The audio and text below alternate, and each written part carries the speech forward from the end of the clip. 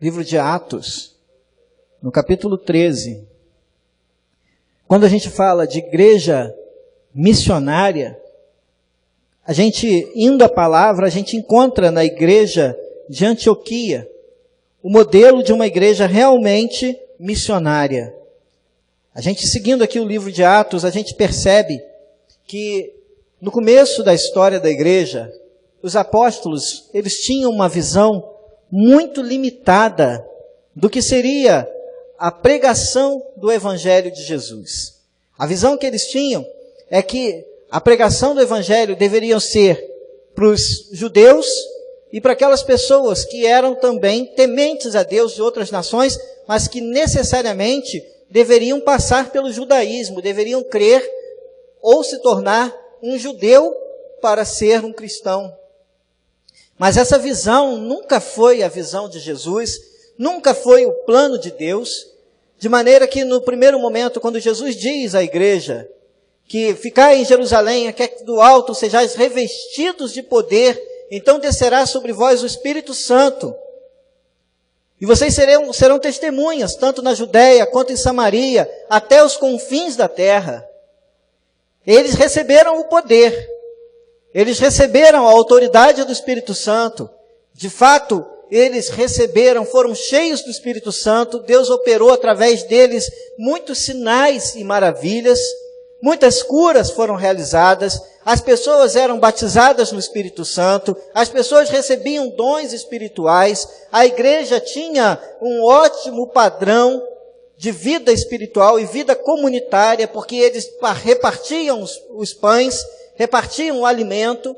Eles estavam juntos, eles tinham tudo em comum.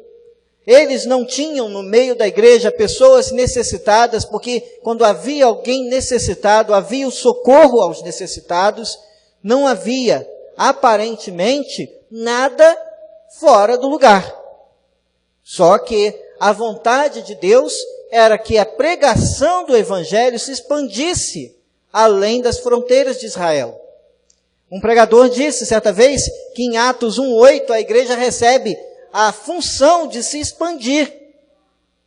E em Atos 8:1, porque a igreja não cumpriu essa missão, a igreja é dispersa, a igreja é mandada para fora de Israel numa dispersão para que pudesse então se envolver com os outros povos e anunciar o Evangelho.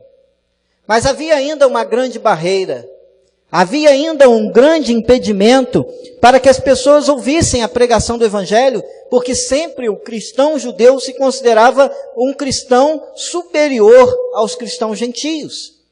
Eles consideravam que eles eram cristãos quase que de nascimento, porque eles eram parte da herança de Abraão. Mas quando a gente se depara com o texto de Atos capítulo 13, nós encontramos uma igreja diferente. E a gente vai dizer por que ela era diferente.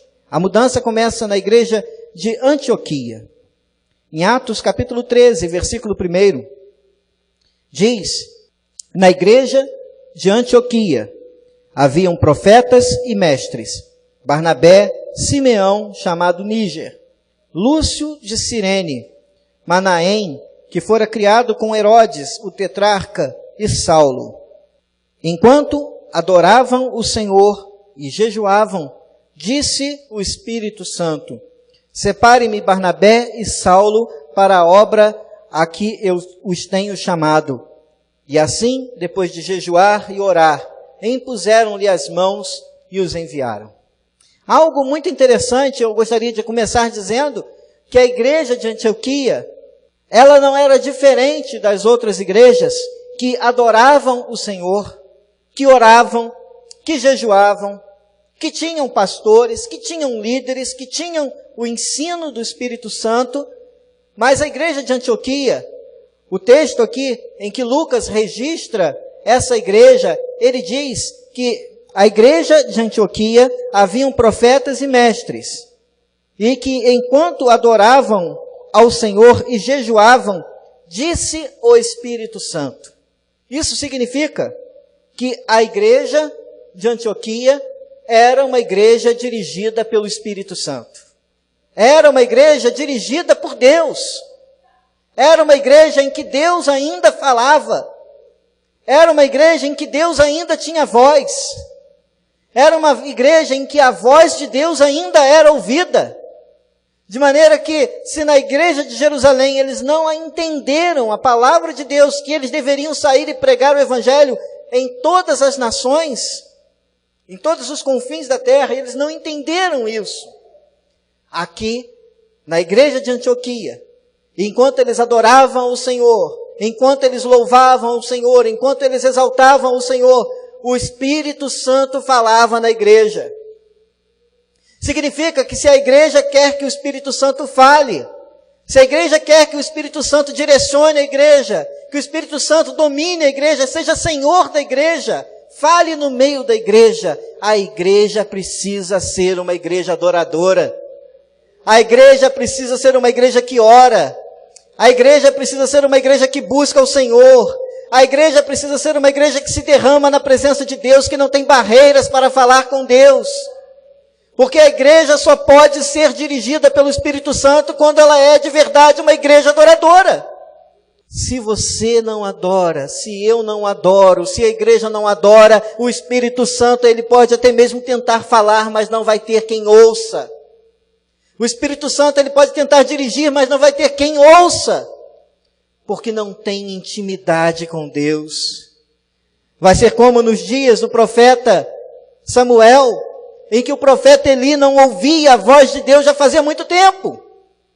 Mas naqueles dias, diz a palavra do Senhor, que a palavra de Deus era rara.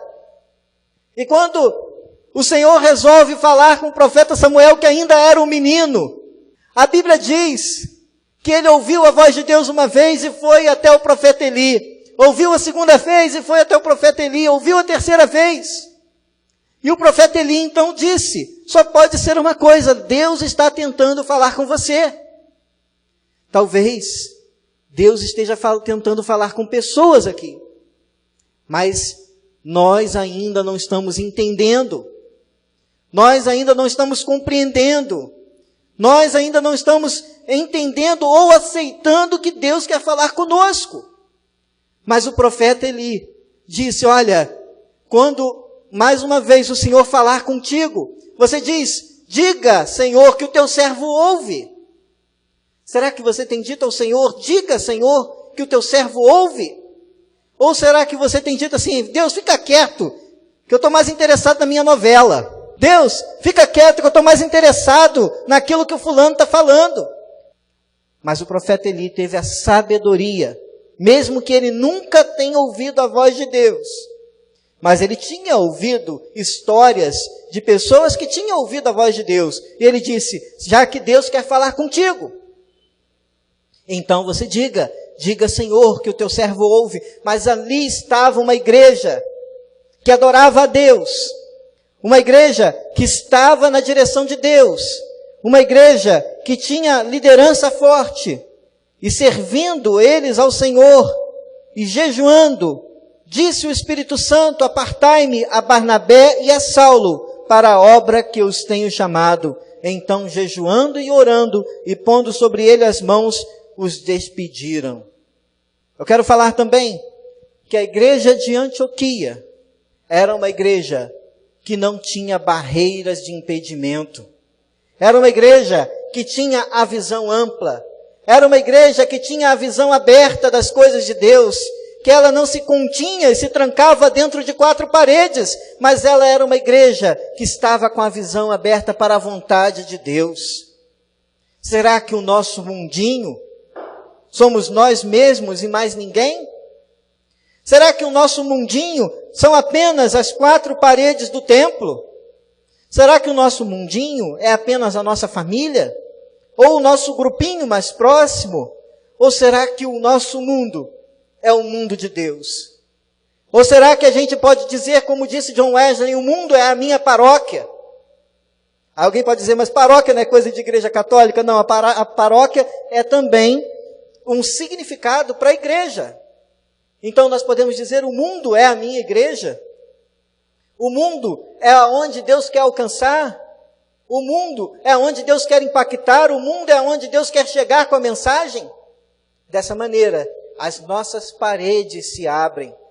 Dessa maneira, nós nos tornamos um povo que não está mais retido entre as quatro paredes do templo, mas nos tornamos um povo que tem a visão de Deus.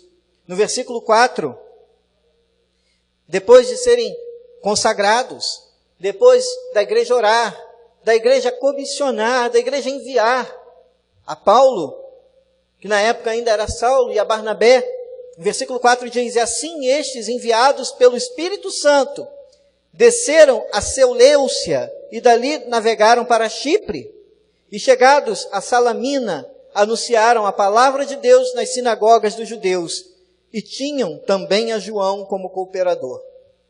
Esse João aqui é João Marcos, o evangelista. O interessante é que a primeira coisa, que Deus determinou para a igreja quem ele queria enviar. Deus determinou à igreja quem ele queria escolher para aquela obra. Então a igreja também ora para escolher a sua liderança. A igreja também ora para escolher os seus líderes. A igreja também capacita os seus líderes. Interessante que no primeiro versículo, quando a gente vê que a igreja tinha pastores, tinha líderes, tinha mestres, tinha doutores, tinha profetas, que a igreja abriu mão de 2 dos seus melhores líderes para enviar para o campo missionário.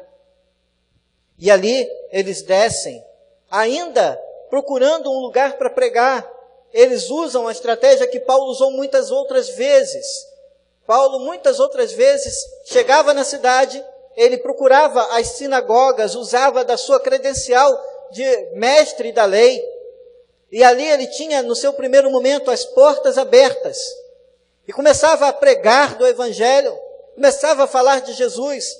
E nisso, muitas vezes, as pessoas, alguns criam em Jesus, e outros não. Mas ele pregava essa palavra, e ele tinha, então, essa incumbência. E chegou ali, e no versículo 44, diz: e no sábado seguinte, ajuntou-se quase toda a cidade para ouvir a palavra de Deus.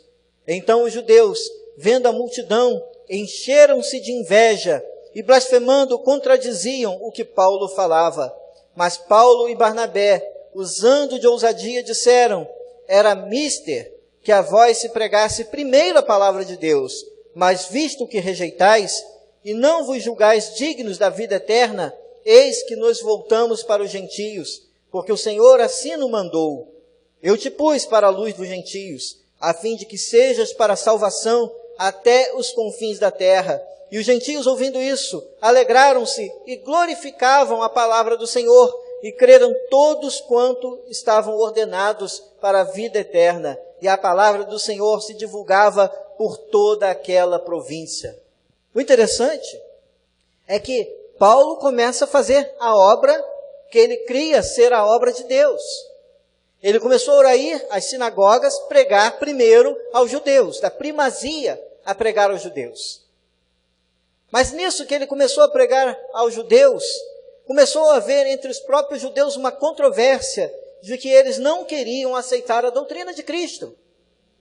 Porém, aqueles que criam ficaram de tal maneira alegres, ficaram de tal maneira contentes com a palavra que haviam recebido, e a alegria da salvação encheu o coração, que eles começaram a trazer pessoas. Eles começaram a trazer gente para ouvir aquilo que Paulo e Barnabé estavam pregando. E quando Paulo vê naquele lugar, se junta uma grande multidão, se junta um grande povo, e os judeus que antes tinham a sua sinagoga pura, que antes não juntavam ninguém porque eram exclusivistas, porque não queriam abrir as portas do seu templo para outras pessoas, começam a ficar com inveja do ministério de Paulo. Será que nos nossos dias a gente tem sido aberto de tal maneira, com o nosso coração alegre na presença de Deus, que nós ainda trazemos dentro do nosso coração uma alegria por sermos salvos, uma alegria por termos recebido a palavra, que ainda comunicamos com alegria essa palavra, de maneira que desejamos ou que temos o desejo de levar outras pessoas a Cristo? Os judeus, eles não tinham o desejo de pregar a outros, Mas aqueles que estavam se convertendo, aqueles que estavam sendo salvos, eles tinham o desejo de que outras pessoas alcançassem o Evangelho, e isso era notável. E Paulo percebe que não adiantava ficar pregando para aqueles judeus, porque eles não queriam nada. Eles não queriam nada com a palavra. Eles não queriam nada com o Evangelho. Eles queriam discutir, mas eles não queriam viver o Evangelho. Será que quantas vezes a gente gasta tempo com quem não quer nada? Que está evidente, eu não quero nada. Eu não quero Jesus na minha vida, eu não quero salvação, eu não quero vida eterna, eu não creio nisso. E a gente fica insistindo e a gente fica tentando levar as pessoas a Cristo. Mas quantas vezes as pessoas, nós estamos vendo que não querem nada. Mas Paulo toma uma atitude que foi a atitude que mudou a história do seu ministério, porque foi para isso que ele foi chamado. Porque ele olha para aqueles judeus, ele olha para aquelas pessoas que não estavam crendo na palavra que ele tinha para pregar. Ele olha para aquele povo e ele diz assim: olha, vocês não querem crer, vocês não se acham dignos de receber a vida eterna. Pois bem, o Senhor já havia me alertado de que o meu chamado é para pregar para os gentios, de maneira que agora eu vou para os gentios.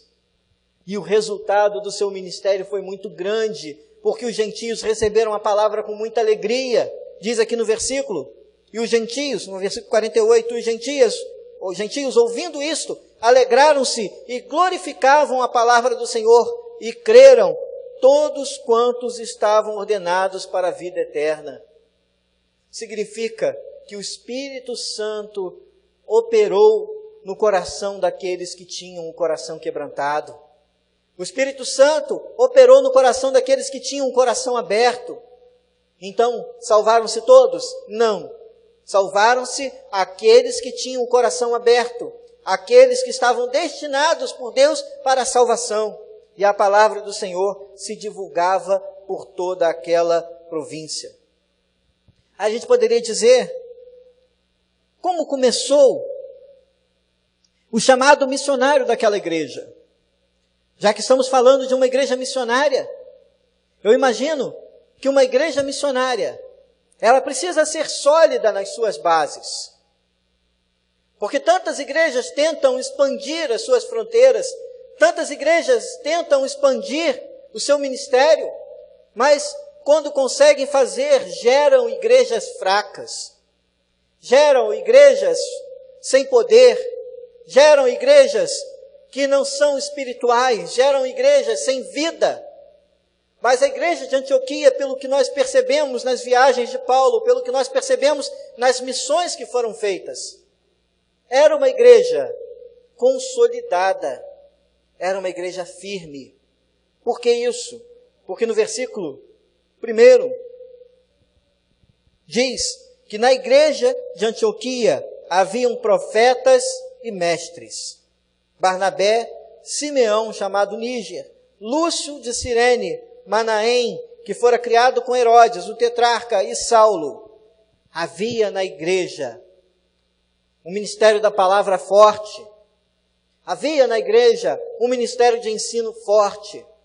Havia na igreja uma igreja preparada para o ministério, para levar vidas a Cristo, porque havia uma igreja consolidada. Se a igreja ela é consolidada na palavra, cada crente é um missionário. Se a igreja ela é consolidada na palavra, cada membro da igreja é um profeta. Cada membro da igreja é um mestre. Mas alguém pode dizer assim: mas mestre não é só aquele que fez mestrado? Ora, eu posso ser mestre com a minha vida. Eu posso ser mestre com o meu testemunho. Eu posso ser mestre com a minha experiência com Deus, porque eu posso ver alguém passando uma dificuldade, eu posso dizer: olha, eu já passei por isso, mas eu venci, porque eu lutei com Cristo, eu permaneci com Cristo, e faz tanto tempo que eu caminho com o Senhor, e graças a Deus a minha vida tem sido vitoriosa no Senhor.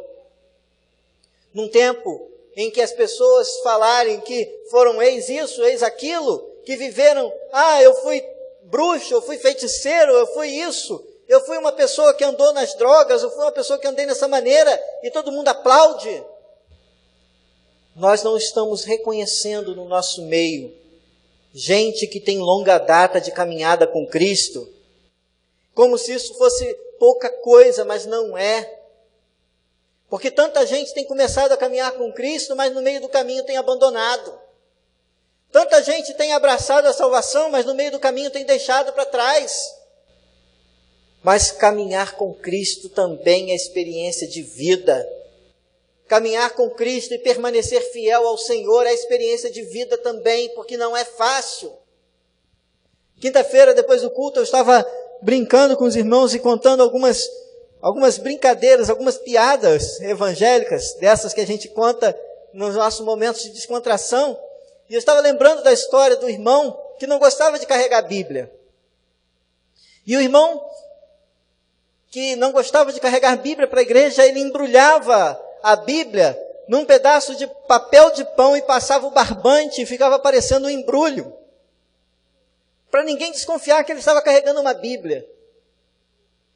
Mas um dia, esse irmão, ele vai para a igreja com aquele embrulho, e ele, antes de chegar na igreja, ele passa numa quitanda que tinha lá uma rapadura bonita. Eu não sei se aqui alguém gosta de rapadura. Tem alguém que gosta de rapadura? Bastante gente gosta de rapadura. Pois bem, aquele irmão, ele chega na quitanda, ele compra a rapadura, o culto já tinha começado, né? Estavam lá os irmãos já cultuando a Deus, e ele estava na quitanda comprando a rapadura. E aquele homem da quitanda embrulha a rapadura com um papel igualzinho que a Bíblia estava embrulhada. Por semelhança, a Bíblia também tinha o mesmo tamanho da rapadura. E o barbante também era igual. Pode-se imaginar que ele pegou os dois embrulhos na mão. E com os dois embrulhos ele chega na igreja. O culto já começando. E o dirigente do culto lá na frente olha para o irmão e diz: irmão, vem aqui trazer uma palavra para a igreja. E o irmão com os dois embrulhos. Ele passa a mão no embrulho que ele achou que era a Bíblia. E sai desembrulhando, se enganou, era a rapadura. E ele caminhando para o altar da igreja com aquela rapadura, ele não sabia o que fazia, se ele voltava, mas os irmãos estavam olhando para ele. Ele fala assim: agora eu tenho que ir para frente. E ele diz assim: irmãos, vocês estão vendo essa rapadura? E todo mundo olhando para ele com aquela rapadura. E diz assim: irmãos, eu trouxe essa rapadura hoje para mostrar para os irmãos que o Evangelho é igual a essa rapadura. Na verdade, a Bíblia dele que era igual a rapadura, né? E ele diz assim, aí os irmãos olham espantados: o Evangelho é igual a rapadura? Ele diz assim: porque o Evangelho é igual a essa rapadura. Ele é doce, mas não é mole não. Irmãos, o Evangelho é doce, mas não é mole não. O Evangelho é doce, mas não é fácil. Porque nós temos que renunciar às nossas vontades. Nós temos que renunciar ao nosso eu. Nós temos que pagar um preço. Quem quer seguir a Jesus, ele toma a sua cruz e segue. E aquela igreja era uma igreja que ela estava comprometida com a palavra do Senhor. Era também uma igreja comprometida com a oração. Diz: e servindo eles ao Senhor, jejuando, disse o Espírito Santo: apartai-me a Barnabé e a Saulo para a obra que os tenho chamado. Então, jejuando e orando, e pondo sobre eles as mãos, os despediram. E assim estes, enviados pelo Espírito Santo, desceram a Seleucia e dali navegaram para Chipre. Como que a igreja tomou as decisões? Em oração e jejum. Como a igreja resolveu fazer aquilo que eles entenderam ser a vontade de Deus? Se colocando em oração e jejum. Se colocando na presença de Deus, buscando a presença de Deus, buscando saber qual era a vontade de Deus. Muitas vezes hoje, para tristeza nossa, as igrejas, quando resolvem plantar alguma obra, ou quando resolvem fazer algum investimento no reino de Deus, não se baseiam mais na oração e no jejum, se baseiam na vontade humana, se baseiam naquilo que o homem acha que deve fazer. O homem olha assim: fulano, você mora onde? Eu moro em tal lugar. Quantas igrejas tem lá? Ah, lá tem 5 igrejas. Quantos moradores tem? 3.000. 3.000? Quantas pessoas tem nas igrejas? Ah, deve ter umas 500 pessoas. E ainda tem 2.500 para me faturar. Vou botar uma igreja lá. Não orou, não perguntou a Deus se a vontade de Deus era mandar alguém para lá, não perguntou se Deus queria que alguém fosse para lá, não perguntou se Deus queria investir naquele lugar, não fez nada. Simplesmente olhou pelos olhos humanos. E quando a gente olha pelos olhos humanos, a gente quebra a cara. Foi assim que aconteceu com Ló, quando ele estava no deserto junto com Abraão. E ali, naquele momento, eles começaram a ter dificuldade de conviver juntos. E Abraão diz, olha, escolhe um lugar para você ir, e eu vou na direção oposta. E Ló olha aquela grama verdinha, aquela planície verdejante de Sodoma e Gomorra. E fala assim, eu vou para lá. Aí Abraão vira de costas, só tinha areia. Só que a vontade de Deus para Abraão se cumpriu. E aquilo que Ló viu com os olhos e desejou com os olhos e fez a sua própria vontade, escolheu pela sua própria vontade, se deu mal. Porque ele perdeu a casa, ele perdeu tudo o que tinha, saiu com as mãos puras, ainda perdeu a mulher. Ou seja, ele chegou rico em Sodoma e Gomorra e saiu pobre e com a família destruída. Porque quis fazer a própria vontade e não a vontade de Deus. Mas a igreja de Antioquia, ela se preocupava em fazer a vontade de Deus. E mais tarde, quando Paulo resolve descer a um determinado lugar, ele diz assim, o Espírito Santo me impediu de pregar em tal lugar e me mandou para outro lugar. Deus sabe como agir e Deus sabe aonde agir. Então nós devemos, como igreja, acatar a vontade de Deus em oração. A igreja de Antioquia, ela tinha uma visão ampla do reino de Deus. No versículo 48, diz que os gentios, ouvindo isso, alegraram-se e glorificavam na palavra de Deus e criam todos quantos estavam ordenados para a vida eterna. E a palavra do Senhor se divulgava por toda aquela província, mas os judeus incitaram algumas mulheres religiosas e honestas e os principais da cidade e levantaram perseguição contra Paulo e Barnabé e os lançaram fora dos seus termos. Sacudindo, porém, contra eles o pó dos seus pés, partiram para Icônio e os discípulos estavam cheios de alegria do Espírito Santo. Eles chegaram ali. O Espírito Santo havia enviado aqueles homens para ali para pregar o Evangelho. Mas no meio do caminho eles convertem, ou seja, o Espírito Santo converte pessoas a Cristo. Mas se levanta tal oposição que eles são colocados para fora da cidade. Aí talvez eles pudessem dizer assim, eu não sirvo para esse negócio de ser missionário. Eu não sirvo para esse negócio de ser apóstolo. Eu não sirvo para esse negócio de ser pregador, porque olha só, o primeiro lugar que eu desço para pregar a palavra de Deus, eu já sou logo, arrumo a maior confusão, sou colocado para fora da cidade, ninguém quer me ouvir, só sofro tudo isso, e eu agora vou desistir disso. Quanta gente, por muito menos que isso, tem desistido de seguir a Cristo? Quanta gente que, com muito menos perseguição, tem deixado Cristo de lado? Quanta gente que, por muito menos renúncia, tem deixado Cristo de lado? Mas eles fazem aquilo que Cristo mandou, eles sacodem a poeira dos pés e saem dali, de que maneira? Cheios da presença, cheios da alegria do Espírito Santo, porque eles tinham a visão de que a obra não era deles, era de Deus. Eles tinham a visão que a semente eles haviam plantado. Eles tinham a visão de que a obra que Deus queria que eles fizessem havia se cumprido. Porque se as portas se fecharam, é porque Deus permitiu se fechar.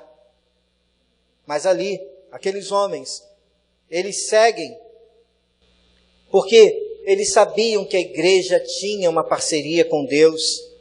Nós vemos que a igreja enviou aqueles homens numa parceria com o Espírito Santo, numa cooperação do Espírito Santo, porque a igreja enviou homens que haviam sido selecionados pelo Espírito Santo. Aí alguém poderia dizer, mas não tinham tantos profetas, não tinham tantos mestres, não tinham tantas pessoas em condições, não tinham tantas pessoas preparadas. Mas Deus escolheu para aquela obra a Paulo e Barnabé, como Deus poderia ter escolhido outros, como Deus poderia ter escolhido o Simeão, como Deus poderia ter escolhido o Lúcio, como Deus poderia ter escolhido qualquer outro. Mas Deus quis escolher, e a igreja acolheu, e por isso Deus fez uma parceria com aquela igreja, e aquela igreja se tornou a mãe das igrejas gentílicas. Ela se tornou a nossa igreja mãe. Começou ali o chamado missionário para a igreja, começou ali a obra missionária da igreja, começou ali a expansão da igreja. A igreja começou a ser levada para os gentios no ato daqueles irmãos. Então, se há uma igreja mãe para essa igreja aqui, como para todas as outras igrejas cristãs, é a igreja de Antioquia. Ela é a igreja que abriu as portas para a pregação. Aquela igreja, ela tinha obreiros determinados. Aquela igreja, ela tinha obreiros valorosos. Mas no capítulo 14, em versículo 1, diz assim: em Icônio, Paulo e Barnabé, como de costume, foram à sinagoga judaica e ali falaram de tal modo que veio a crer grande multidão de judeus e gentios. A porta que tinha se fechado antes, Deus abriu uma muito maior na frente. A porta que tinha se fechado anteriormente foi para que uma grande multidão se convertesse na frente. Então, igreja, nós nessa noite, como igreja do Senhor, nós devemos orar para que Deus abra as portas certas. Nós devemos orar para que Deus envie aqueles que hão de ser salvos. Devemos orar para que Deus envie aqueles que de fato hão de receber a palavra. Que Deus feche as portas que não são as portas de Deus, mas que Deus abra as portas que Ele quer manter abertas. Amém?